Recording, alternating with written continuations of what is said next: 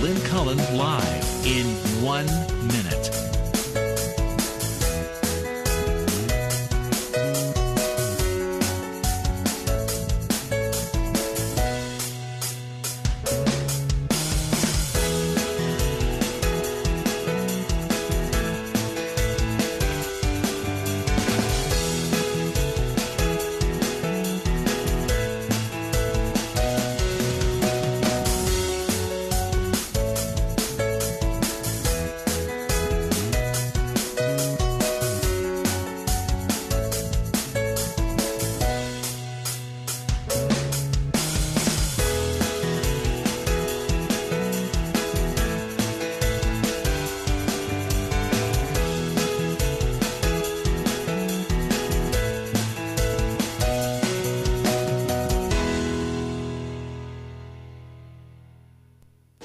Welcome to Lynn Cullen Live at pghcitypaper.com. Email your questions and comments to Lynn at pghcitypaper.com.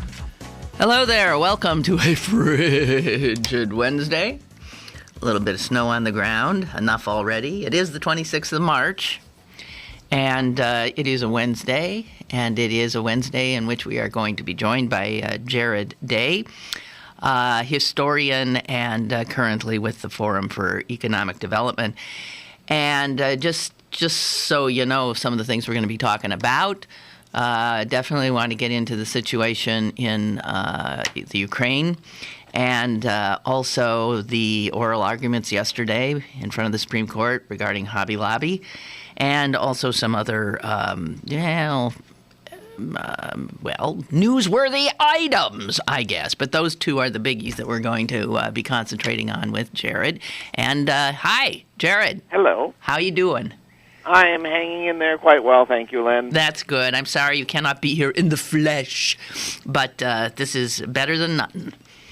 Yeah. Okay. Well, I can we start with the Hobby Lobby thing, because I am so disheartened. I talked about it yesterday and talked about how I was scared, and my fear turned out to be justified if the court watchers who listen to the oral arguments are correct in their assessment that it looks like we're heading toward a 5-4 decision, and in which Hobby Lobby will prevail. And I'm just dumbfounded, because what essentially that would mean, I think, is that if you're a woman, your benefits, your health care can be affected in a major way by the religion of your employer, of the corporation's CEO that you work for. How is that even possible? Well, it is the when you have as interconnected a system as we do, with employers providing essential services, which is crazy, benefit programs or health care or anything like that. Yeah, this is it. Things become, and those systems are highly regulated by the government, and of course through Obamacare they're trying to bring it to a whole new level. That you have these conflicts of who is, one person's religious value is another's fundamental freedom from one of the other areas of the Constitution. Well, it's like, it's one of the things that I see with this Supreme Court is that they seem oblivious to the idea that these are not equals. In terms of power, the idea of power. Not equal in that what? The power you're talking about of an employer? Yeah, that they kind of relate to an employee and an employer as equals. That somehow that the fact that a corporation has a certain kind of a voice versus an individual employee having a certain kind of a voice, that there's no real relation, that there's not a power dynamic there. Well, that's dumbfounding right there. But I guess you can see where the absurdity of the system that we have had for so long in this country, in which one's health benefits are absolutely conjoined with one's employer, when it doesn't make any sense to have an employer as a middleman. I mean, it never has to me in that regard. So this is the kind of nonsense that then begets this kind of outrage. Well, yeah, don't be outraged yet. Uh-huh. I mean, let's wait and hear what the ruling is.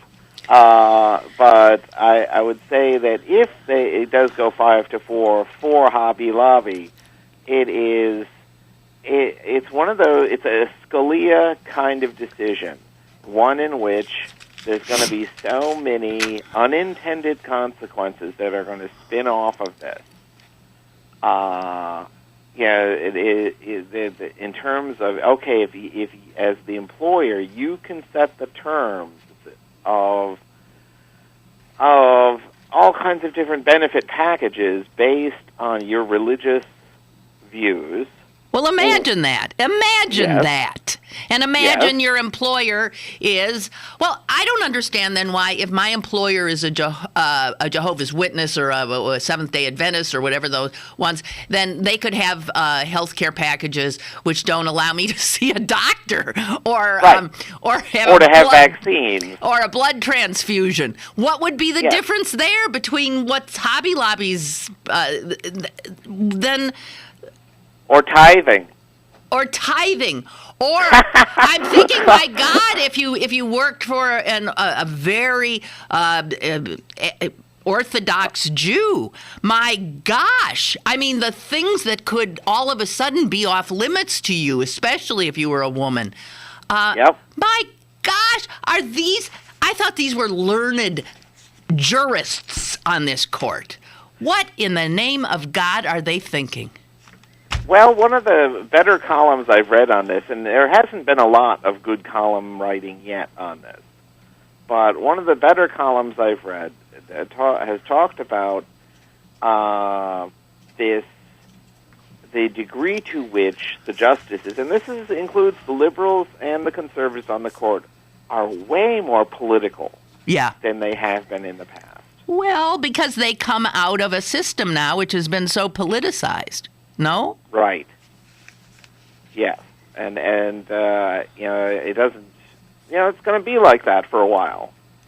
One can only hope that if it does go for Hobby Lobby, that the idiocy and the paradoxes of it will be so mind-blowing and so intertwining and the unintended consequences become so apparent that either Congress will have to revisit it or the courts will revisit it. All right. So, this Supreme Court never met a corporation it didn't love. And clearly, you say they don't see any, power dynamic between an employer and an employee or a corporation and an employee. Do you not think that these guys read the newspaper and see what their Citizens United decision spawned? This sort of relates to the previous point. I think that these, especially the conservatives, Alito, Thomas, and Scalia, that they are surprisingly shaped by the right-wing media bubble. That's not what their job is. What's that? That's not what their job is. I know. They should all be impeached. Yep. Well, there's the provisions for impeachment of Supreme Court justices are so restrictive. They're so onerous. It's not going to happen, and it's not going to happen given our divided country. But good God, so they're going to follow up Citizens United, perhaps, with this Hobby Lobby, and maybe we need this kind of insanity and the all the unintended consequences, which anyone with a brain and any amount of vision can see in this case, and in Citizens United. Maybe we need this to further crystallize where these right wingers would take us all. Yep. That's, it's kind of making lemonade out of lemons. It's like, that as a progressive, as somebody who's in it for the long term, when you get things like this, you kind of have to suck it up and just say, okay, we're if that's what you want to do, let's see what you get from doing that. And we'll take it from there. I think that it's going to be unfortunate. I think it's going to be mind-blowing, the impacts and the ways in which employers use this. Yeah. And also realize that there may end up being kind of a Ruth Bader Ginsburg kind of response from the left as well. I'm not sure if you're familiar with Ruth Bader Ginsburg. One of the things that made her such an extraordinary lawyer back before she became a justice was using sexual discrimination as it applied to men as a way of opening things up for women. Explain. I can't remember the exact cases that she was dealing with back in the day, but it routinely involved such direct parallels between what women were experiencing, except it was by men. And she used that to make precedents that benefited women.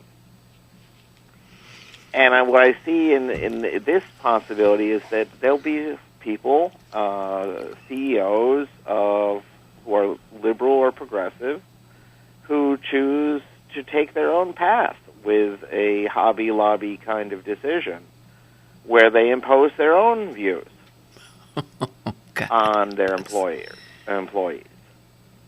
And it could involve some sort of involvement with poverty reduction, that employees are required to do certain things based on somebody's religious values.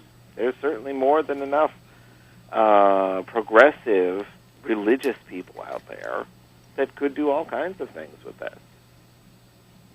It's unbelievable. I'm sorry. I'm in denial. I'm in a total state of outrage. Yep, I was talking to my 24-year-old niece yesterday, and she is just stunned at the possibility of it. Well, if this wakes up, my sister was talking yesterday, if this wakes up the 24-something nieces all over the country to the fact that which they thought was sort of settled, that their ability to get contraceptives, we're not even talking about abortion, contraceptives, can actually be tied to whom they work for, is insanity. Well, they're going to have to get active. Yes. And, one of the other sort of dimensions that I haven't heard addressed at all is, what if your employer is, say, the state of Kansas? Oh boy. What if it is? Uh-oh. Huh. And it's like, and if it's like, okay, is that the same? Huh. And if there again, and what if your employer is the state of Vermont? Increasingly it looks like Americans might be forced into a kind of migration. Literally a physical pick up and move to the part of the country that you can relate to in any way or tolerate. I mean, this has already been going on. Are you really? It's been quantified? Demographers have been charting this for at least the last 10 years the extent to which politically like-minded people are tending to congregate, separate out geographically. Yeah. And you see it in places like Kansas, where if you had gone back, say, a half century or to the time of the New Deal, there were many people in Kansas that were not just kind of what we would think of as liberal, but radically progressive. There was a radical progressive movement in that whole part of the country. But you even see it in communities around Pittsburgh, where you have certain neighborhoods where conservatives and Republicans are now more gravitating towards. Oh, of course. Whereas progressive liberal types tend to gravitate towards other types of neighborhoods. That's true. And it's a kind of a sorting out. But you see, that's not good. Ultimately, that's not good.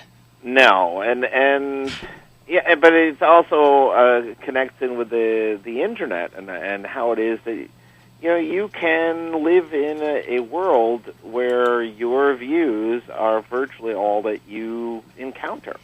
You can, and many of us do. By choice. Yes. Your blog is part of that. You write Daylee News Nuggets is for like-minded progressives, right? No, it's for thoughtful progressives. Okay.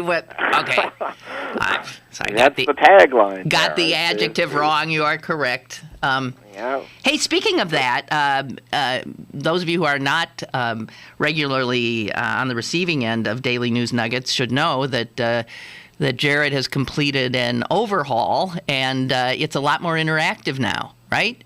Yes. Yep. The invitation is there to comment on individual articles and comment on my comments. Great.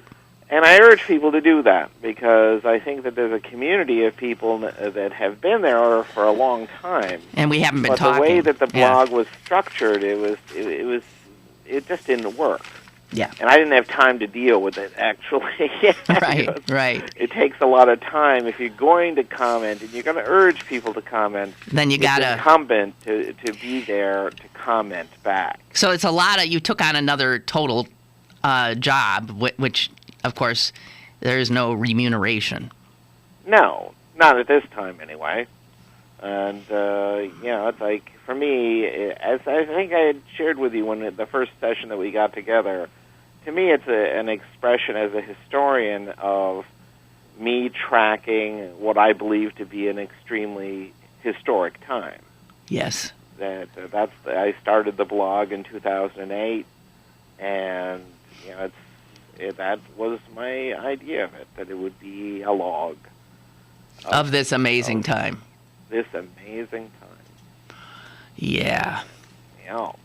Well, I'll tell you what. Let me get a break in a little bit early here because we're going to come back and talk about the deja vu-y stuff going on over there in Eastern Europe.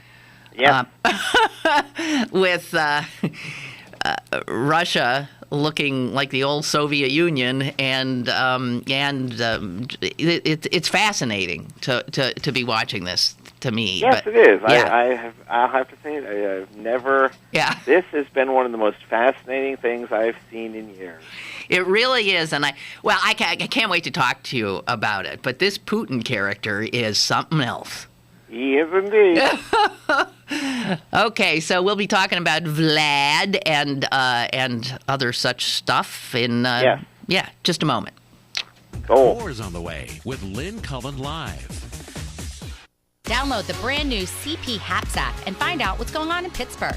It's the fun and free app that puts the most popular events at your fingertips. Text events to 77948 to download now and register to win a GoPro camera. Plus, lots of great free stuff every week. The CP Haps app, brought to you by Pittsburgh City Paper.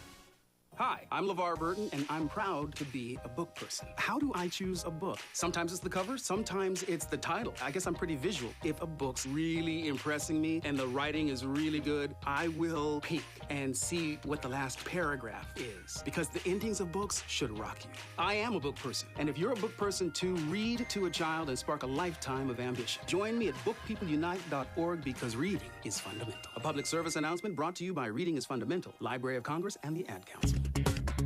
Now, it's back to Lynn Cullen Live at pghcitypaper.com. All righty, we are back with Jared Day. We have his brain, his voice. We do not have his corporeal presence, but it's going well. And you'll be there next time. Okay, and you're coming in loudly and clearly. Okay, let's deal with this. I mean, it's sort of stunning. Russia just went in and plucked a big hunk of another country and took it.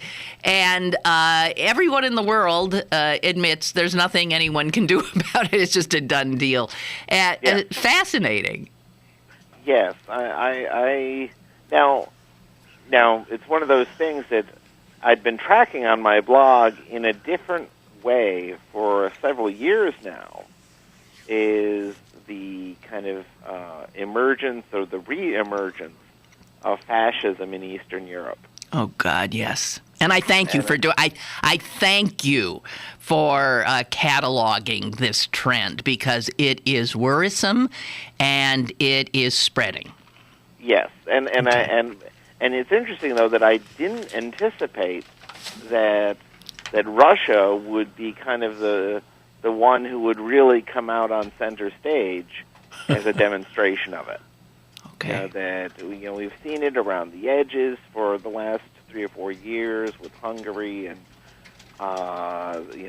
Greece, some of the Yugoslav states, and Italy has been flirting in the Greece, but to have Russia just so come out behind the curtain and show what it's really up to. And here I actually talk more about Putin than Russia, because I think Putin is at the center of what's happening right now.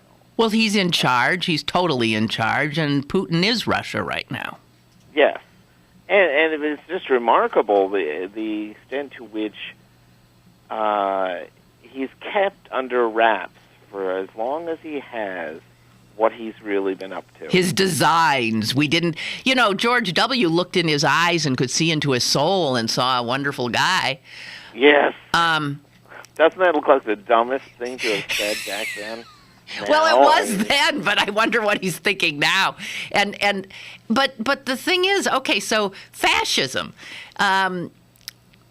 I thought the Soviet Union is communism, and now fascism, or this is one of the things, whenever I would discuss the emergence of fascism and communism in the early 20th century, when I would do this with some of my classes that I taught at CMU, people often think about, the fascism being on the far right and communism being on the far left. But if you bend those ends, they meet. Well, that's the way I often viewed it as like a 90% circle rather than a spectrum, where they were actually far more similar than they were different. I agree. You look at its emergence in 1930s. It has some interesting parallels with kind of Russia's emergence out of the Cold War. And one of the things I have found so fascinating in this last month or so is the way in which different, like both Russia, the Europeans, and Americans, different types of Americans sometimes, embrace different historical moments to justify or to make political points.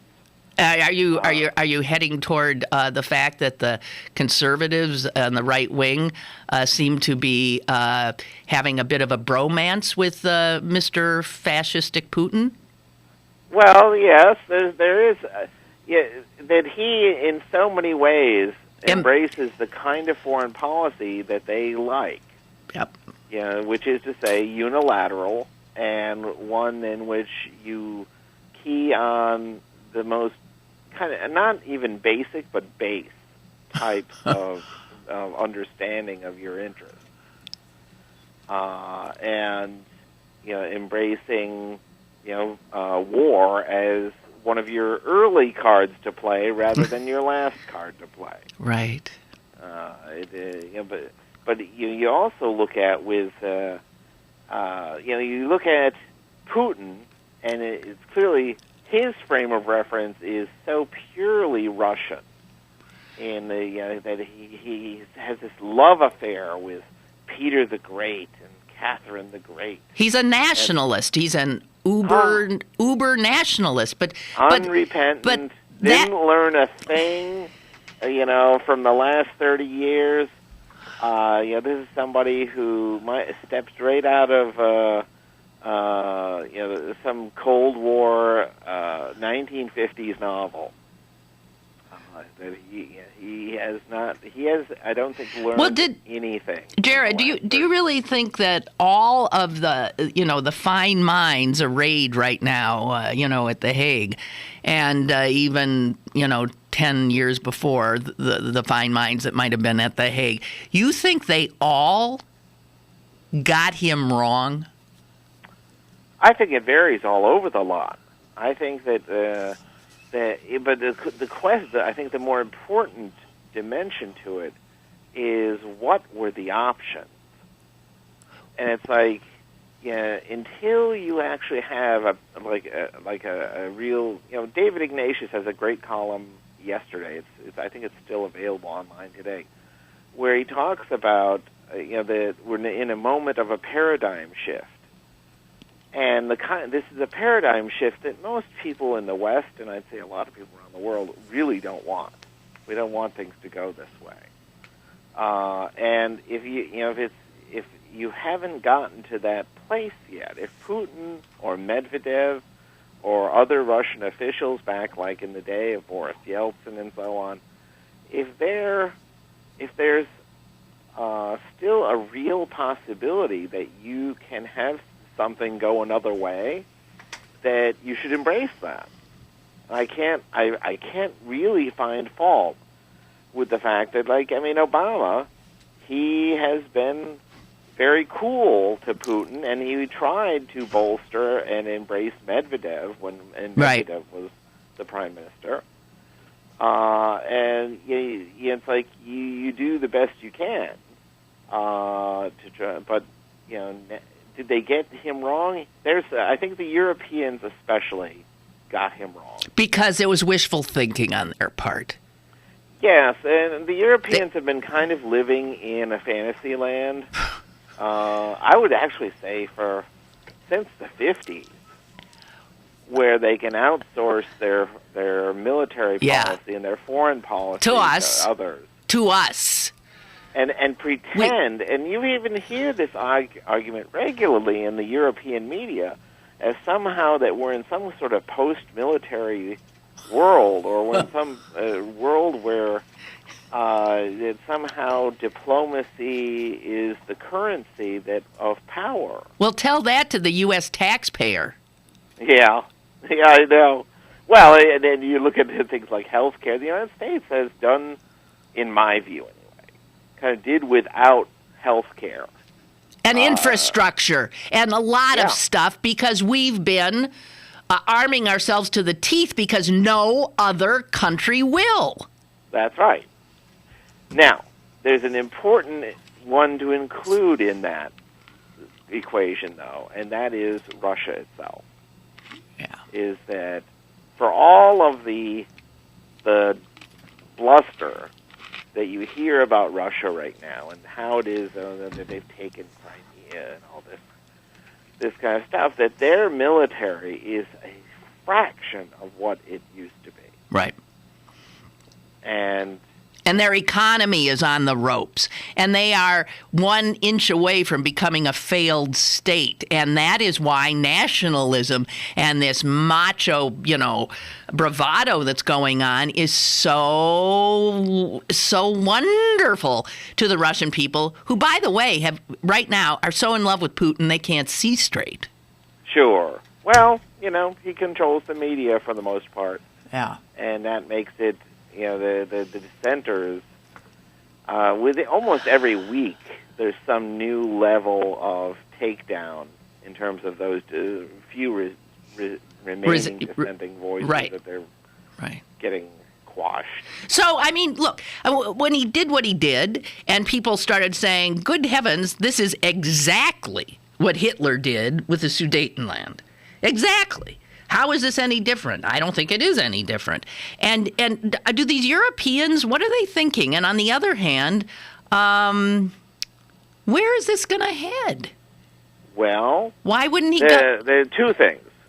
First, I think Putin Putin is not Hitler's Germany. Right. Putin's Russia is not Hitler's Germany. Correct. Hitler's Germany was the biggest economic power in Europe in the 1930s. But it had the same bruised psyche and chip on its shoulder. Yeah, but there is nice posturing and nice rhetoric, and Goebbels had a great rhetorical machine in his day. But ultimately, there's realities of power, and Russia doesn't have, at least in my view, the realities of power to really carry it off. And we'll see. But that it is so much more integrated into the world economy now than it used to be, that America and the Europeans actually have a lot of things that they can still do. Yeah. And that they are doing. Right. And, with my blog, I've been tracking, I firmly, and I still think that Russia's going to invade the rest of Ukraine. But the fact that that Putin hasn't done so yet is interesting. Well, what happens if he and when he does? Again, the world will sit by and fulminate, but be unable to do anything. Again? Well, they would have to embrace more sanctions, and they would have to embrace tougher economic. I think that the military is totally the wrong way to deal with this. And I think it's more that it transcends an issue like, the fact that Americans and Europeans we don't have a compelling enough national interest in Ukraine that would warrant us putting boots on the ground. But even as a solution to the problem, I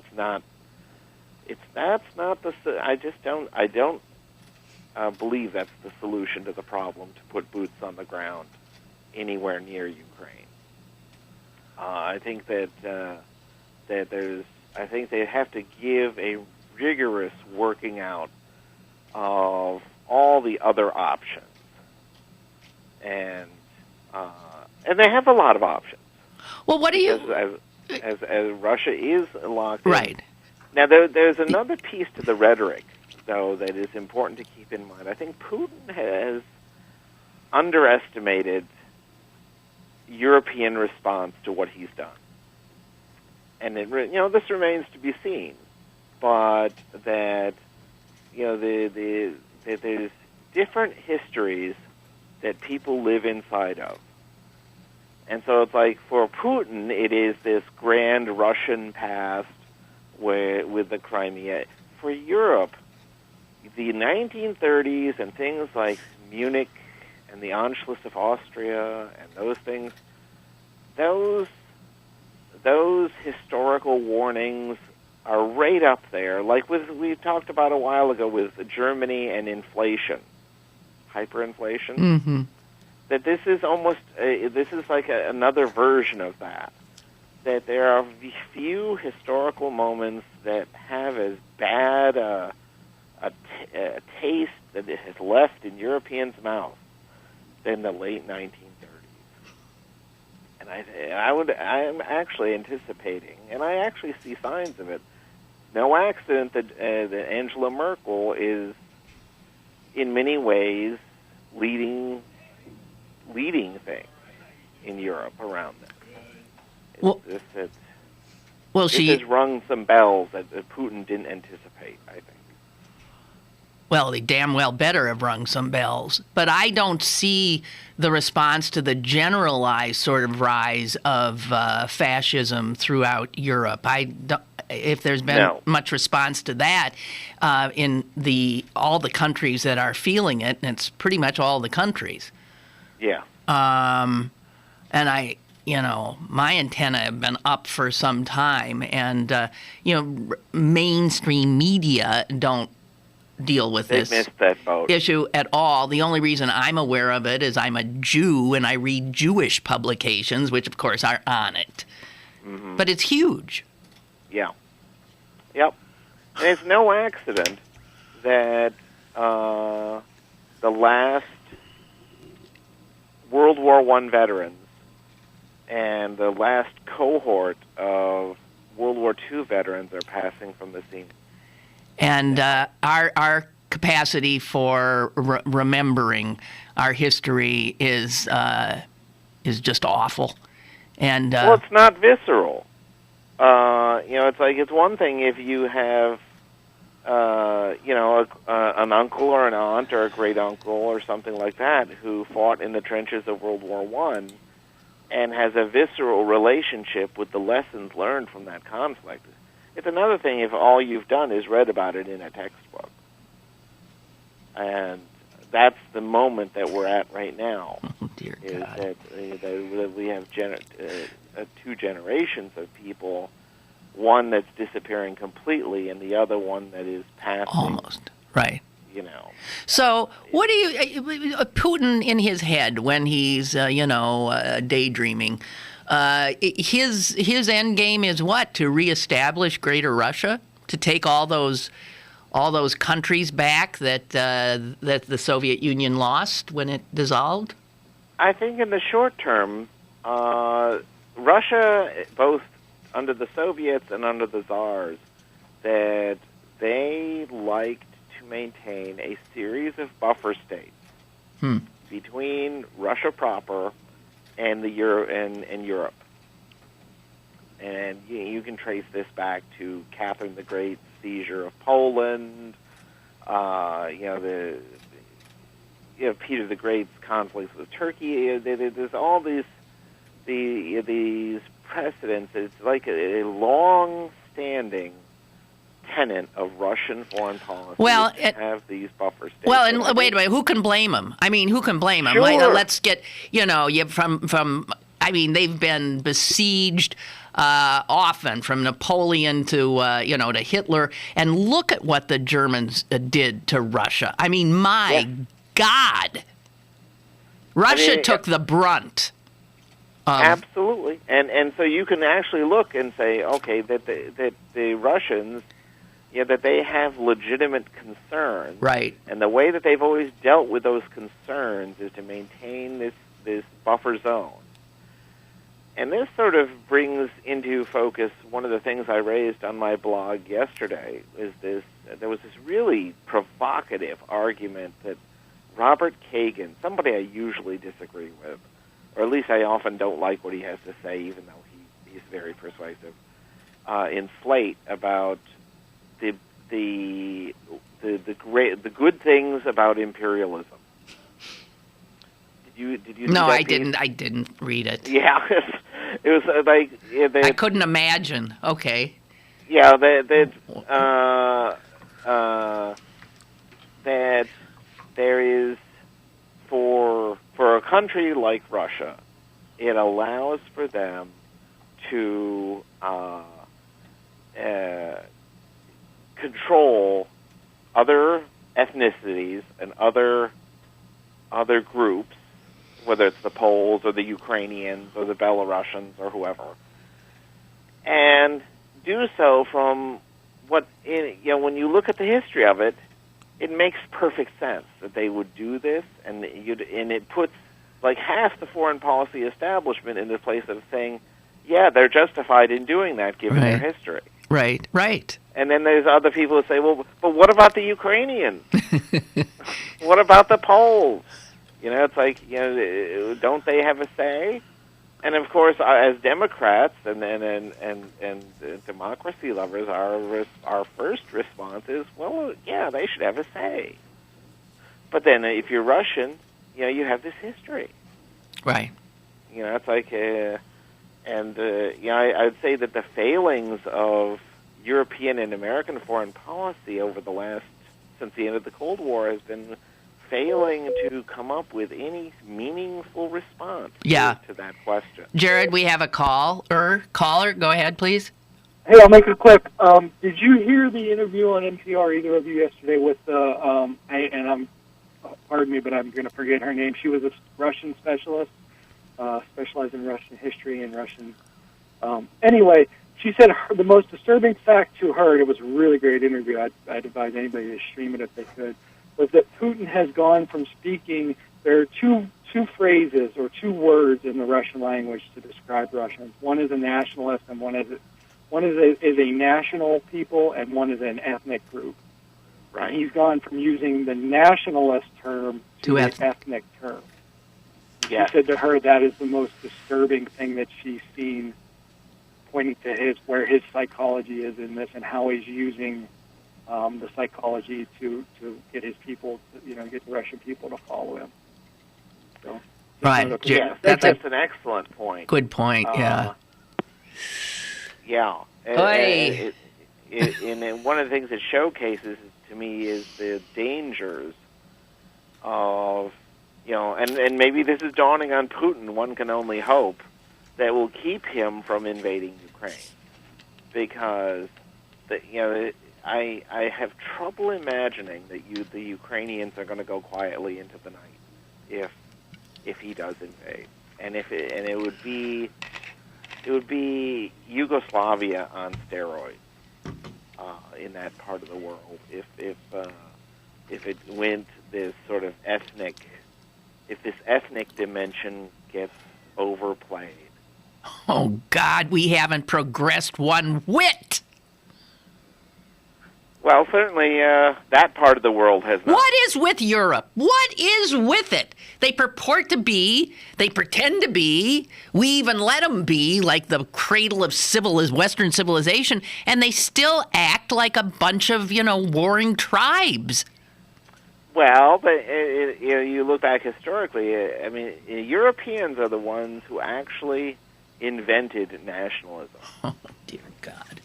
The idea that you have nation states and that those nation states embrace certain maybe ethnic groups and that those two things go together versus what would have been, like if you think back to ancient Roman times or even much more recent times, the British Empire, that you'd have potentially dozens or even hundreds of different ethnicities that would be embraced within a given empire, and that the purpose of one of the purposes of the imperial system was to see if how you can kind of manage all of those different ethnic groups. And it's in the 20th century and in the 19th century to some extent as well. The Europeans began saying, "No, that there are different nations, and those nations reflect different ethnic groups." And you saw the emergence of Germany, and you saw the emergence of Italy, and you saw the falling apart of the Ottoman Empire and the Russian Empire to some extent.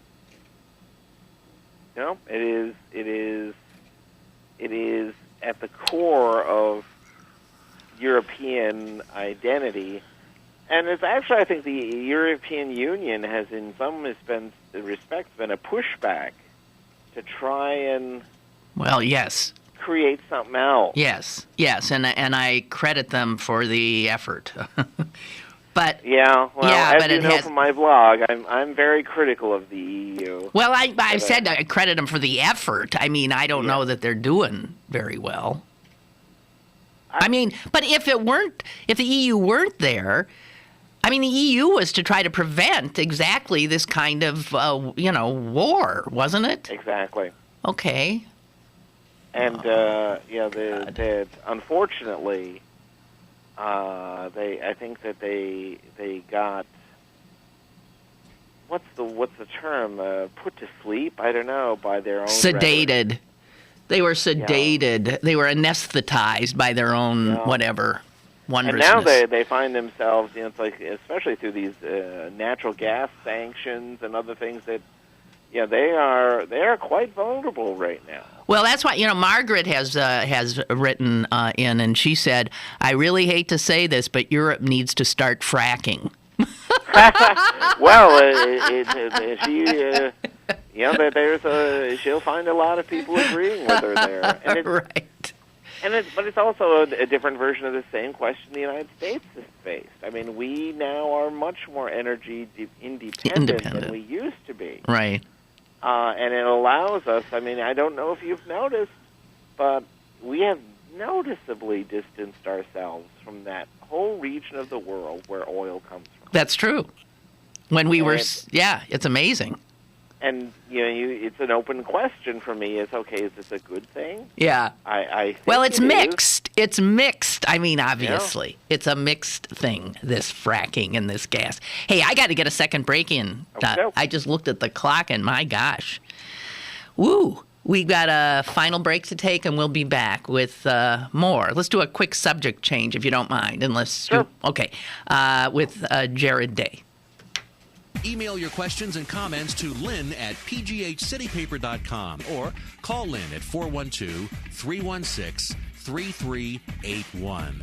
Lynn Cullen Live will return in a moment. BergBargains.com is your best bet for great deals in the Berg. Log on today for exclusive bargains from your favorite local restaurants like Blue Line Grill, Dell's, Ibiza, and Verde. Plus discounts on tickets to Dan St. Germain at the Improv. BergBargains.com, Pittsburgh's best bargains. BergBargains.com. This is the sound of a flat-screen television hurled off a building. Now the new bike your kid wants. These are the things you could have, all cast into oblivion. Because when you throw away money on wasted electricity, you throw away everything you could have bought with it. Use Energy Star light bulbs and appliances, and you could save hundreds of dollars a year. Saving energy saves you money. Learn more at EnergySavers.gov. Brought to you by the U.S. Department of Energy and the Ad Council. You're listening to Lynn Cullen Live at pghcitypaper.com. Once again, here's Lynn Cullen. All righty, we are back with Jared Day. We got about 15 minutes left. Yes. I want to... One last little point before we do our topic shift. Okay. That I wanted to make about the situation as it's evolving. You had asked, where it's going. And I guess I would conclude the topic by simply saying, be open to that. This could go any number of different ways, and Putin is not nearly as strong as he looks. And it's also the case that one of the things that has been happening here, both with Georgia and Crimea, in many ways, what he's been collecting is economic boat anchors. Yeah, Russia's already an economy in trouble in a lot of ways, and it's not like he's seizing economically rich areas. These are all economic boat anchors. So they're all going to drag the Russian economy further down? Take billions of rubles for him to keep whatever sort of governments he sets up there. This is what's happening in Georgia and other places. It's just... it becomes another suck on his own. So he's biting off more than he can chew. Yep. All right, well. Potentially. We'll see. May he choke on it. That's it. Well, and I just want to also point out something, because I saw a picture of a Russian Soyuz rocket taking off today or yesterday from somewhere in Kazakhstan. And and that's heading off to the space station, and on it is an American astronaut. Yep. So despite all of this, we are still very much hand in glove with Russia on space exploration. Yeah, and there's a lot of other initiatives around the world that are proceeding apace. And what you're seeing is a calibrated response. This isn't just a willy-nilly, pulling at every lever on the dashboard kind of response. Yeah. Okay. So, you're fixated on some Senate race in Georgia? Yes, it is. Now I can't remember the Republican who is running, but it is the daughter of Sam Nunn. Oh yeah, is the Democrat. Sam Nunn was a very sort of pragmatic Democratic senator, right? Yep, very pro-military back in his day. Yes. But he is. He looks like a flaming liberal now. Yes, isn't that something? In light of the Ted Cruz's of this world.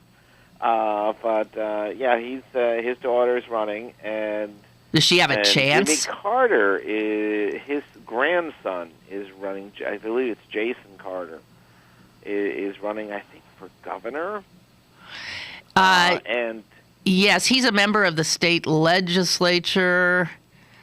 By the way, I saw that he voted for this extraordinary gun expansion law that breezed through the Georgia legislature, where you can have a gun absolutely everywhere, I think, except the Georgia legislature. I think there's the one place they don't want the guns. But everywhere, churches, restaurants, bars. And I was stunned to see that Carter's grandson, the Democrat, voted for that. Well, far be it from me to lambaste a potential Democratic governor of Georgia. Yeah. Jason Carter is a piece of work that I don't. Yeah, he's a pretty hard-nosed political operative, and I'm somewhat ambivalent about him as a person running for governor. Okay. But now, wait a minute. Would he be? Didn't the Carters just have the one? They had Amy Carter. Is this her son? I'm not sure. Well, stop and think about. No. Jimmy had some older. They had those sons. There was a huge gap between Amy and her older brothers. Okay. All right. Thank you. I'm blanking. Yeah. With the reason I mentioned actually the Senate race was because and both with Carter and with Nunn, Georgia, the demographics there are changing, are shifting way quicker than I had expected. Is that merely Atlanta? What's driving that? I think it's across the state, the growth in the Hispanic population. And in addition, now we'll have to see, but I believe it's both the exceptional growth in the Hispanic voting population and the activism of the African American population. I forget who it was recently had talked about how it is that if Democrats, if they can turn out in Georgia, that state will go blue. Wow. Right now, wow. If they turn out in Georgia, that state is going blue. Now, wow. Well, the problem historically has always been that Georgia, and in most other states as well, is that the Democrats don't turn out. Even when Obama is on the ticket, but if they can turn out, I was sort of looking down the road for places like Texas and New Mexico and places like that to go blue, maybe in the next 10 or 15 years, but that Georgia is looking the way it's looking right now, and I still think that the odds are that Nunn and Carter will lose. Exactly. They're going to lose. Right. But that they're making it not just competitive, but if you look inside the polling, it's like, wow, way more interesting. Jared, though, than I would have expected. This begs the question, though, and apparently the odds of the Republicans taking over the Senate in November are no better than, it's 50-50 now if the Democrats can hold it, and that from none other than the Sphinx himself, Nate Silver. Can you imagine if things have been bad up till now with Obama having to deal with his House, and still, though, having sort of the Senate, and now to have a totally Republican-controlled Congress? Yeah. Dear Lord in heaven, you will not be able... I don't like to imagine it, but stop and think. I think Nate Silver is being conservative. So you think it's gone? You think the Senate's gone? Since when I first started talking about this, I mean, it's the Democrats and especially the Senate Campaign Committee. They have done nothing to alter the trajectory. It's really been breathtaking to watch. The extent to which they have talked about messaging and done nothing. They're absolutely stymied by the Affordable Care Act, right? Yes. Well, as I said in my vlog the other day, it was like, they left Obama out there for 3 years. They didn't defend the program. They didn't. Some of them criticized the program. It was like it was Barack Obama and his people defending this program, and then when the website comes out, that's when they ran. They just got left wide open. Yeah. And now that there's actually lots of things to talk about that have that the program is doing what it's planned to do. They have no place to stand. Yeah. They're looking at starting from nothing. And that's it's like here it is almost April, and it's like too late. We've got a caller. Go ahead, caller. Hello. Hello. Go ahead. Hello. I was thinking about Ruth Bader Ginsburg speaking about discrimination against men, and I do believe that years ago when we were fighting for the Equal Rights Amendment, the insurance industry was quite comfortable charging all men under 25 or under 21 higher car insurance rates, assuming that all young men would be reckless drivers, and that simply was not the case. So they stood to gain money by using sex discrimination against men. And also in child custody cases, if the mother was determined by the court to be unfit, then the father would be able to assume custody of the children if perhaps she had been a drug addict or was not a fit mother. Those were exactly okay. Those were the cases that there were other ones too. It was devilishly clever the way Ruth Bader Ginsburg was able to turn the table on sexual discrimination based on those types of arguments. Well, let's hope she's devilishly clever in her dissent in the Hobby Lobby case, if it comes to that. Yes, I hope so. Thank you. Yes, thank you. Appreciate it. Yes. So, Jared, we're got 5 minutes left, and I know you have been saying for some time that Jeb Bush is the only, is the great white hope for the Republicans, and you think that more than ever, and you think clearly he's running? Yeah, I think that there's, when they talk about there's a 50-50 chance, it's more like an 80-20. He's in. Yeah, it's like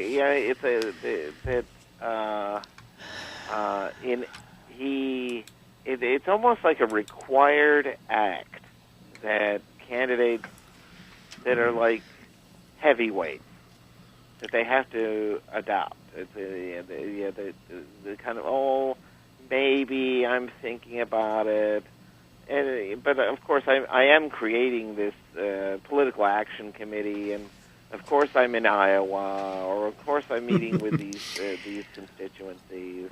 It's just I'm just meeting with these constituencies. Okay, so would Jeb Bush could win the nomination coming out of a Republican convention? I think he could, yeah. Especially given how few moderates. It seems like the moderates are kind of flying off the merry-go-round. But that's not a moderate convention.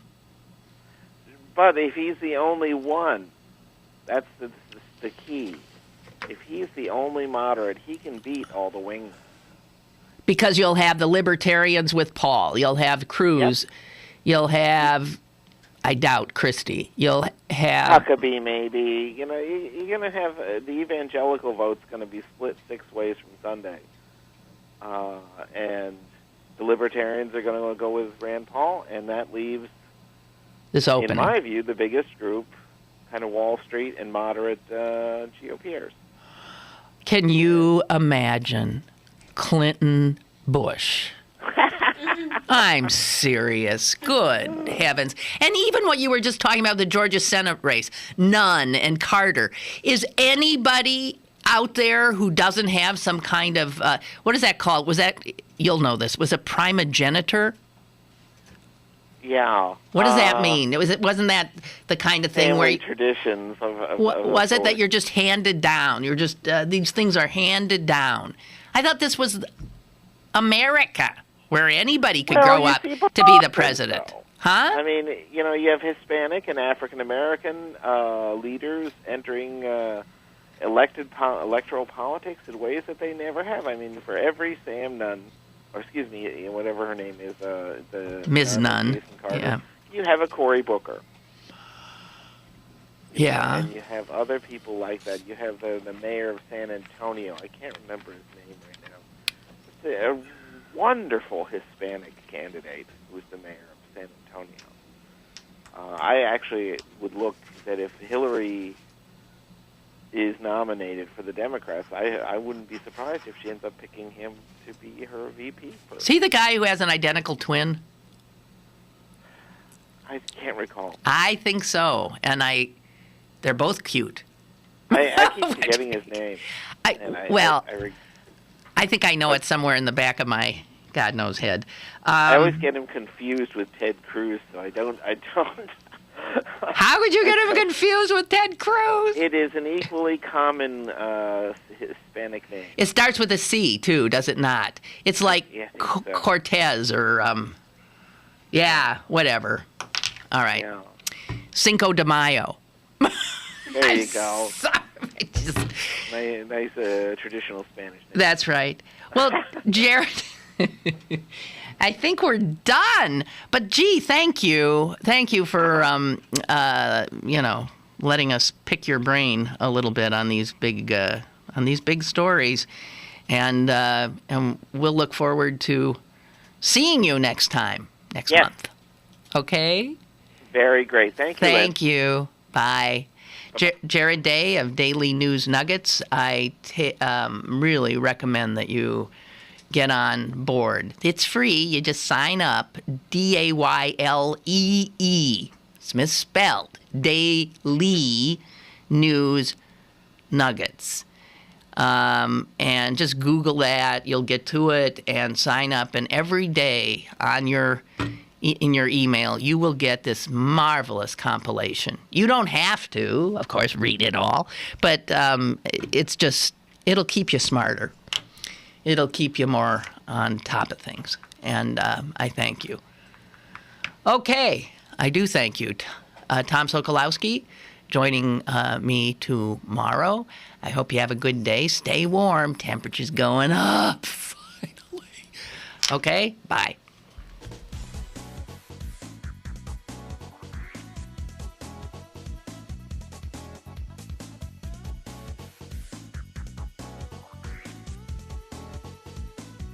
Lynn Cullen Live, Monday through Friday from 10 a.m. to 11 a.m. and archived at pghcitypaper.com. The opinions expressed on Lynn Cullen Live are those of the host and do not necessarily reflect the viewpoints of Pittsburgh City Paper, Steel City Media, and its advertisers.